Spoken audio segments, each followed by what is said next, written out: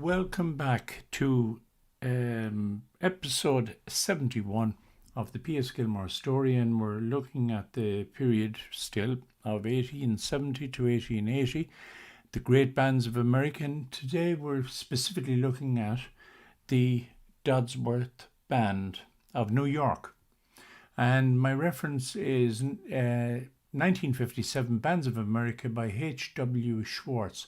It should be on everyone's shelf in their office. And here is Harvey Dodsworth. He was born 1822, I believe, in Sheffield, England, and he died in New York in 1891.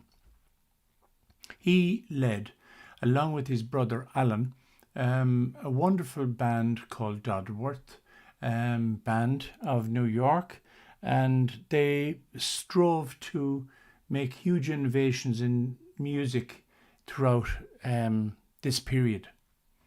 They started, for instance, a brass band music school in New York, and here is some material from the property of Rob Stewart Instruments, as well as the next 2 pages, and it gives you an idea of how innovative these guys were.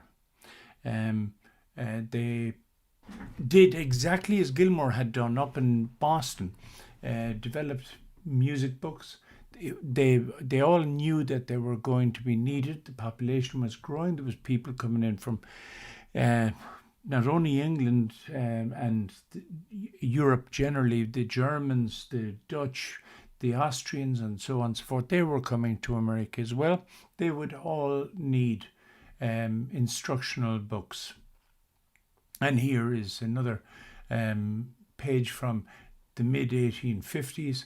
And again, we're talking about the music and musical instruments for sale at the Music Store and Band Office on Broadway, New York. It must have been, a very difficult time for the bands, whether it was Gilmore or Dodsworth, because they didn't know how this was going to develop. They were making it up as they go along and so on. Here is Dodsworth's band playing for Christina Nielsen, the leading soprano at the time in America. 10,000 people were present at that concert. Here's something else that Dodsworth would have done. The Scott Monument was erected in Central Park yesterday. This is 1872. And Dodsworth performed at that event. Why was that important? Number one, people heard their music. They heard their skills and so on and so forth. So they wanted to hear more. But as well as that, now you're attracting people to the parks. This is a lovely place to have a nice, gentle walk in the cool air offered by the trees around, and Dodsworth would become very famous for free concerts in the parks, particularly Central Park. Here's an example of that. There will be music in all the public parks during the summer by Dodsworth Band. Should the weather continue fine during this week, the first concert of the series may be expected probably on Saturday. The department will complete the works begun in all the city squares. And so it goes on. And again, you had a choice. You could get on the ferry or onto the railroad down to Manhattan Beach, or you could go literally in the city to Central Park and hear Dodsworth Band. And it shows you how big the market was for music in these days. And this wasn't just in New York. It was developing in Chicago, and obviously in Boston it was well mature, St. Louis, New Orleans, and so on and so forth. Here's another event in 1874, the Odd Fellows celebration. And again, this has been given by Dodsworth Band as well. This refers to a concert that's taking place with Dodsworth Band accompanies the 13th and the 23rd. Also have a full band and drum corps. The 22nd, by the way, was the regiment that was always accompanied by Gilmore's band. Political events were covered. Washington's birthday is to be celebrated by the Brooklyn Athletic Club, etc.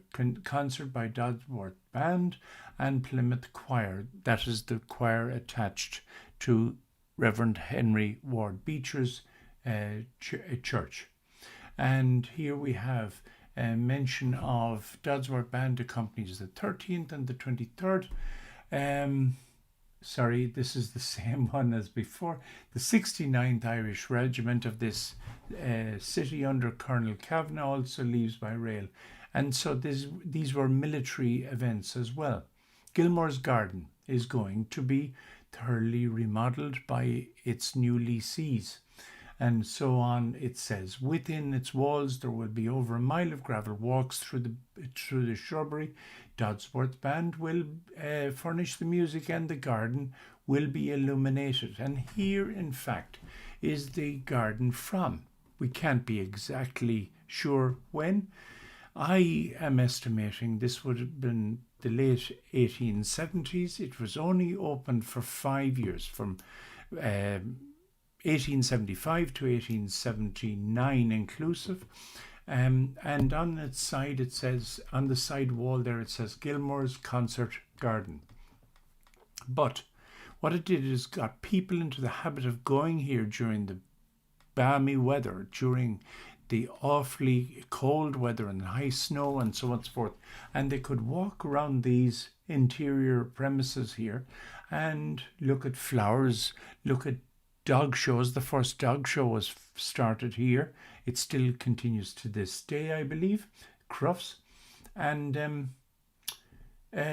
up in the top there, you see those little light bulbs. They were all installed by Thomas Edison. So it was a wonderful premises to develop. And I'm sure Dodsworth looked at it and he said, maybe we could do something with this. And on the next clipping, it says Harvey Dodsworth desiring to lease the place and form a band of 123 musicians.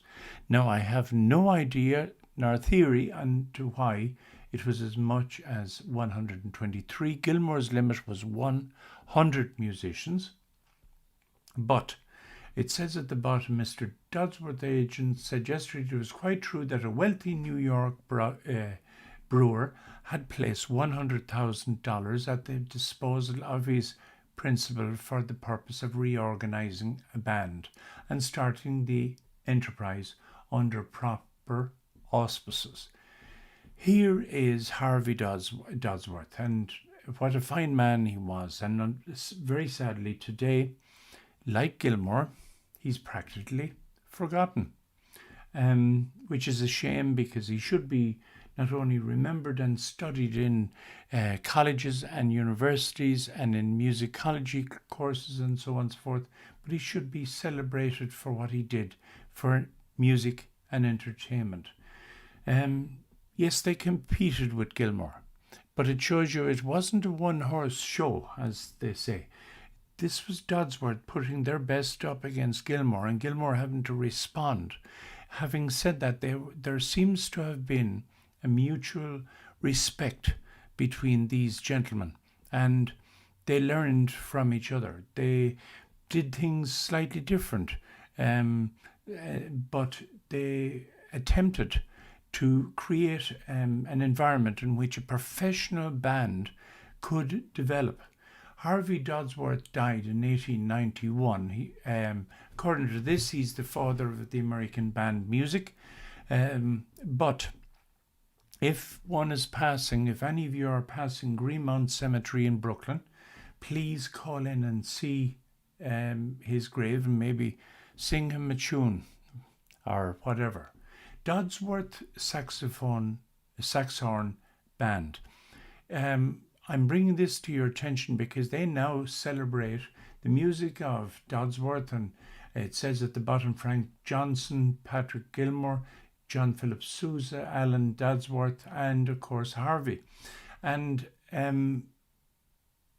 well worth a listen. If I get to the States shortly, I intend to make contact with this band and listen to them. But I would recommend that you call in and listen to them. Thank you very much for your time, and click like and subscribe, and see you next week. Bye bye.